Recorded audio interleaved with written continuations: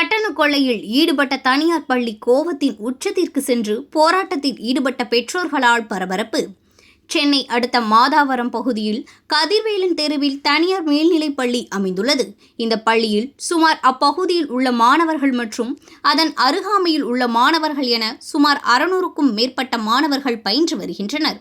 பள்ளியில் மாணவர்களை சேர்க்கின்ற பொழுது முதற்கட்ட கட்டணத்தை வசூலித்துக் கொண்ட பள்ளி நிர்வாகம் அதன் பின்பு அரசு நிர்ணயம் செய்த கட்டணத்தை விட பல மடங்கு அதிகமாக கட்டணம் வசூலிப்பதாகவும் இதனை பற்றி பள்ளி நிர்வாகத்திடம் கேள்வி எழுப்பிய பொழுது அதற்கு தகுந்த பதில் அளிக்காமல் அலட்சியம் காட்டி வருவதாகவும் கேள்வி எழுப்புகின்ற மாணவர்களுடைய டிசியை பெற்று சென்று விடுமாறு பெற்றோர்களிடம் பள்ளி நிர்வாகம் கூறியதை அடுத்து ஆத்திரமடைந்த பெற்றோர் சில வாரங்களுக்கு முன்பே பள்ளியில் ஒன்று கூடி ஆர்ப்பாட்டத்தில் ஈடுபட்டனர்.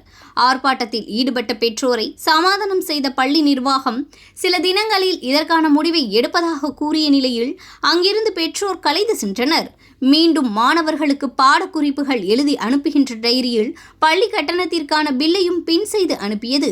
இதையடுத்து ஆத்திரமடைந்த பெற்றோர் சுமார் 300க்கும் மேற்பட்டோர் பள்ளியின் முன்பு கூடி நிர்வாகத்திற்கு எதிராக ஆர்ப்பாட்டத்தில் ஈடுபட்டனர்.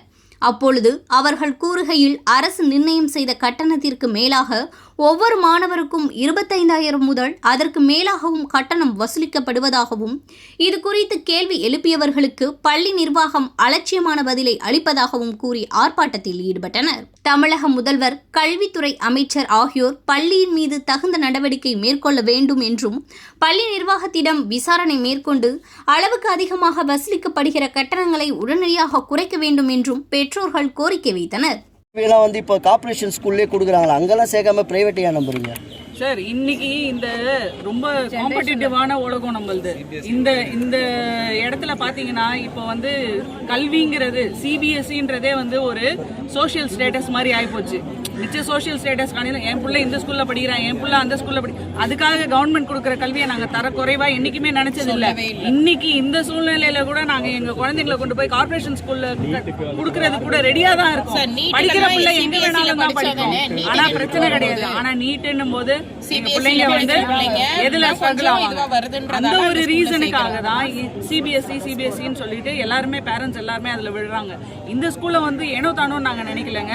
33 வருஷமா இந்த ஸ்கூல் ஆல் ஓவர் தமிழ்நாடு சக்சஸ்ஃபுல்லா ரன் பண்ணிட்டு வராங்க.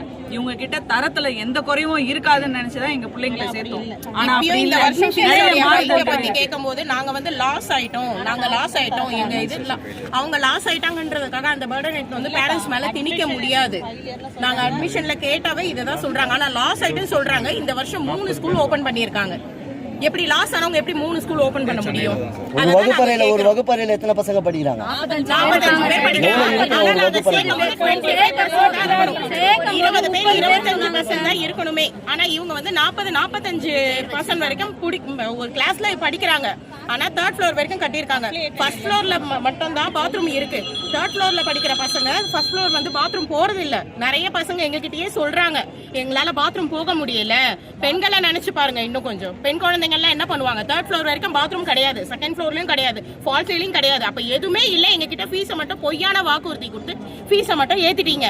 நாங்க என்ன கேட்கிறோம்? எங்களுக்கு என்ன வாக்குறுதி கொடுத்தீங்களோ அதை மட்டும் செய்யுங்கன்னு தான் கேட்கிறோம். இதை தயவு செஞ்சு கவர்மெண்ட் இந்த பிரஸ் மீட்டை கொஞ்சம் ஏத்துக்கிட்டு மாண்புமிகு முதலமைச்சர் அவருடைய கவனத்துக்கு இதை எடுத்து சொல்ற மாதிரி நாங்க கேட்டுக்கிறோம். Okay, thanks.